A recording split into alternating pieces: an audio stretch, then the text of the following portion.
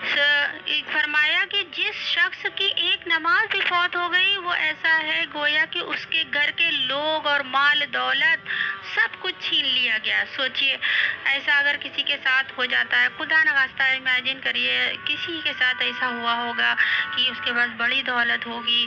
بڑی عیش و آرام سے زندگی گزار رہا ہوگا، اچانک سے ارتھ کوئک آ گیا اور سب کچھ گر گیا، سب کچھ برباد ہو گیا، اور اس کا گھر بھی ختم، اس کے گھر والے بھی ختم، اس کا دولت بھی ختم، اس کا جو ہے صرف وہ اکیلا بچا. سوچے کہ اتنا بڑا پہاڑ اس کے اوپر غموں کا گرا، کتنا بڑا پہاڑ غموں کا.